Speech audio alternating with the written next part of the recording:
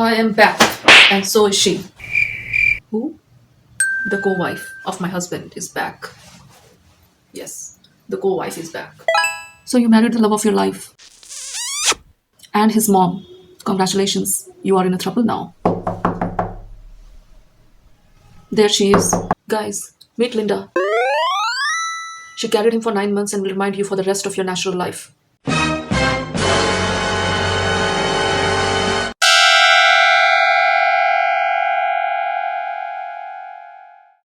She also thinks no one makes mashed potatoes like she does, including NASA, Gordon Ramsay, and God himself.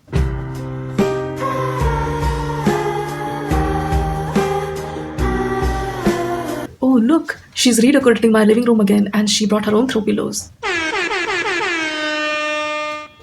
And a framed photo of her wedding to my husband. This fridge is too cold. He likes it medium cool.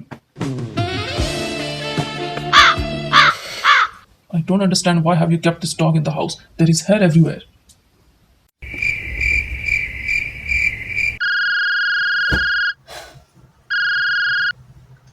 Yes, Linda, he still eats. Yes, he wore a jacket.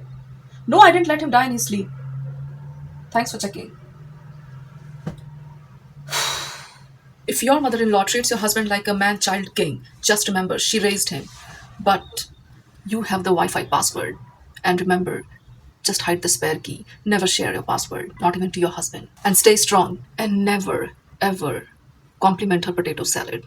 It's a trap.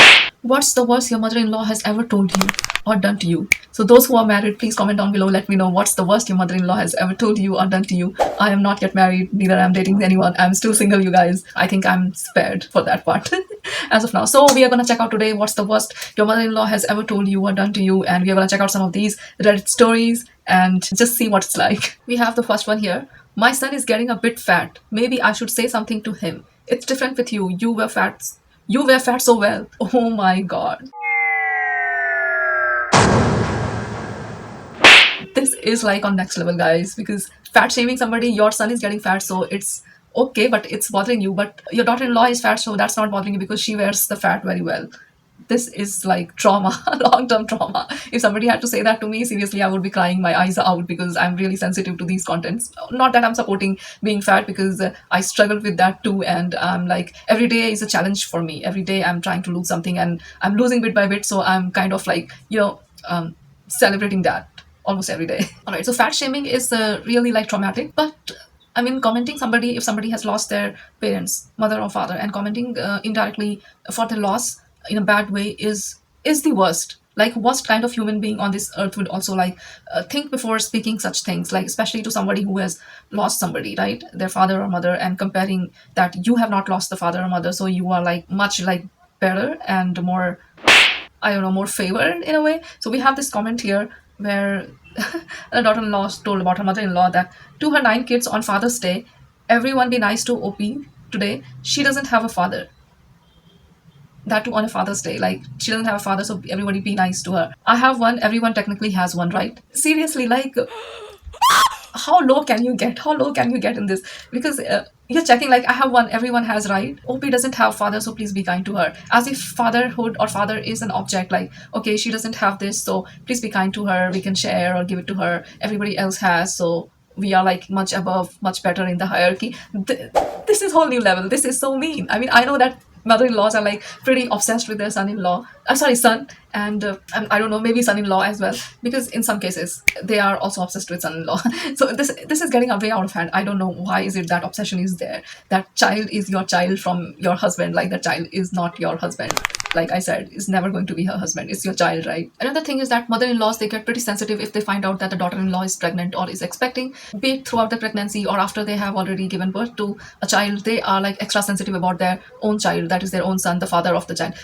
And they leave just no stone unturned to like even slightestly to degrade your daughter-in-law, be it taking picture of her giving birth or just walking in on her or giving her any kind of advice which she doesn't want, some unnecessary talk. These are like really, I don't know what is the point in proving that, because they themselves want to be the mother of the child. Let's see this one. One of the shittiest thing was patting my leg in second pregnancy and said, I suppose you had to have another and do it right, as you couldn't give birth properly in the first time. So first time was tangled in cord and traumatic forceps delivery, nearly lost her, was so shocked I could not speak. So that is like the first pregnancy itself was like, traumatic for the OP, and considering that second pregnancy, she must be like already traumatized from within, scared, like I hope that this pregnancy goes well, or while giving the birth she is okay. So instead of like motivating her, keeping her positive, she is like just trying to like rebuke her at that time, that last time you did not give birth properly, the cords were tangled, so this time please give birth properly, as if it was under her control, like she went inside her and through her mouth and tangled the cord inside. This what's going on here, mother-in-laws? I don't understand, why are you all so mean? If that's the case, then you probably shouldn't get your son married ever to anyone. Just keep that son as your next husband. Another sensitive topic for mother-in-laws are like the miscarriage. So they always blame the miscarriage on the daughter-in-law, no matter what. She herself, how can a one woman blame the other woman? Like she knows exactly how it goes, right? You can never say that a pregnancy will go well, or I don't know. I have never been pregnant, so I don't know what exactly goes inside. But the thing is that miscarriage itself is scary. The name sounds so scary, guys. I mean, if had it been like in real life to anyone, that's like equally very traumatizing, right? We have another comment here, like when my husband and I told her, that is to a mother-in-law, about my miscarriage, she said that we shouldn't have even told anyone I was pregnant in the first place, and that I had brought undue headache on the family. I haven't spoken to her since. The person who is going through the miscarriage is facing a lot. Like she should be the priority who is facing the most of the headache, or depression, or even like your body is going through so much pain or challenge. I don't know how that feels. I can never say that. Commenting on that your miscarriage, you shouldn't have told that you are pregnant or you miscarried. That's bringing some undue headache on the family. What has family to do with that? Like if the child is born, they celebrate, but it's the mother, right, who's going through the pain of labor or a miscarriage. I don't understand the logic behind this, because the person who is facing that, if the person is sick, wouldn't that person say that you are sick, like I'm sick, so I should like get treated myself if that something happens to that person, so the person is to be blamed? Or I don't understand. Like we again have this pregnancy related. I think most of the mother-in-laws get extra wild during daughter-in-law's pregnancy, right? Which is why all these horror, it just shows up on the surface. My ex mother-in-law, when I was pregnant, thank God she is your ex now. My ex mother-in-law, when I was pregnant with my son, she took my now ex-husband and I took Starbucks to talk. This talk was her insisting we get rid of our non-approved media, basically anything non-Christian or football, and she especially wanted me to get rid of my True Blood DVDs and vampire books, as well as my massive horror movie collection. Some crap she called Gigo, that is garbage in and garbage out, despite the fact that her household watched crime dramas like Critical Minds constantly. So my ex-husband was on boards until I pointed out that his Game of Thrones would have to go too, and if he touches my stuff to get rid of it, I would pack it all up and go stay with my mother. So that's like really a weird thing to say. Like if she's pregnant, so who is the mother-in-law to say that just do not keep this? I mean, being Christian is not something which is like even I'm Christian, okay? So I believe that God's love is not transactional. That if you're watching a horror movie or you have this massive collection of vampires or books related to that, so God is not going to like love you. He loves you still. His love is not transactional. That you do this thing, feed the 100 poor, only then I'll love you, and if you don't feed, then I won't love you. I mean, he loves us much more than what we are, because collectively, if we happen to do all the great things in the world and we love also all the people in the world, but still his power, I mean his love is much superior, right? So I don't know why most of the Christians, they fail to understand that, because being Christian, it's I have come through a hard way. Like following the rule is one thing, but truly like believing in God and trying to connect with him is another thing, because we cannot be perfect, right? We all have imperfections. And I love horror movies, guys. I am a horror movie fanatic. Like literally, I'm also spiritual, but I also like love watching horror movie. If somebody told me like do not watch horror movies, or don't do this, don't keep this books or vampire books, I would just like literally lose it, because how can the husband can keep the Game of Thrones? It's literally like half gone, right? I mean Game of Thrones. So so that is like unfair. This is really unfair. Thank God now she's your ex mother-in-law and the husband is ex-husband. Okay, so the next one is like way too spicy. Like they leave no stone unturned to even like fix get their son hooked up with some other woman to degrade this current daughter-in-law, and probably the next daughter-in-law would also be degraded for the another daughter-in-law in future. The son is like she's making her son a man hoe. Actively tried to set my husband up with another woman behind my back, gave her his number and encouraged her to call him and made her believe she had a chance with him. I invited her over a family events whenever she could, so we did have to interact with her. After having a baby, she told me I was fat, and my husband didn't like fat girls, so I better lose weight. When I got pregnant again after trying for 6 years, I got COVID and ended up in the hospital. She wished I could die so her son didn't have another baby with me. I could keep going. Laugh my ass off. My mother-in-law is gross, and I don't think anyone can top mine. But in the end, I won because now we have no contact with her for over a year because my husband finally realized she's not normal, and no matter what boundary she set, she doesn't have to. She doesn't know how to act right.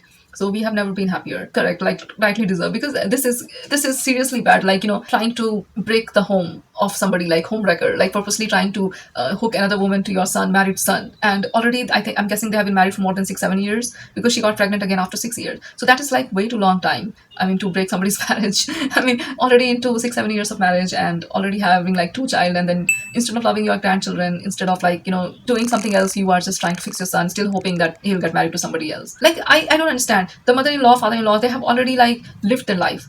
Being young, dating, marrying, having children, all those life you have already lived and fulfilled your duties, and even your found happiness even in smallest of things. But when it's time for the younger generation, your son and your daughter, to get married, why do you keep interfering in their marriage? Like, don't they have right to like live their life? Why would you like try to like fix yourself in their marriage? The mother-in-law's mother-in-law probably didn't interfere. Why would this mother-in-law interfere into her, like, daughter-in-law and son's wedding? Next, we have, she hosted a baby shower for my oldest. She told her guest I was the nanny and her son was a single father. People were impressed, and I had bonded with 1 month old baby in that time frame. Like, the jealousy has reached so much that she's going and talking to guests that son is a single father and the wife is the nanny. How does that make sense? Do people not know that she's the wife? The people who are attending the baby shower, wouldn't they know that that son is married to the wife? This kind of confuses me, because why would you be quiet? Like, even if your mother-in-law is saying that to the guest, you should say, no, I am married to this guy, like he's my husband, this is my child, I gave birth to this child. So this is weird, because how can the mother-in-law, like, this doesn't make sense, guys. At the same time, like, why would you say your daughter-in-law is the nanny, and would you like want to be the mother of the child at that age? All right, guys, so with that, today's video, we have come to the end of the video. And comment down below, let me know if you are married, and or if you are single. And if you are married and if you happen to have a mother-in-law the same way, what's the worst thing she's done to you, and what's the worst she could like say to you? And do not forget to like the video, share, and subscribe. I'll see you guys in the next one very soon. Till then, I love you guys so much, and full hug to everyone. So keep your head high and love yourself. Bye bye.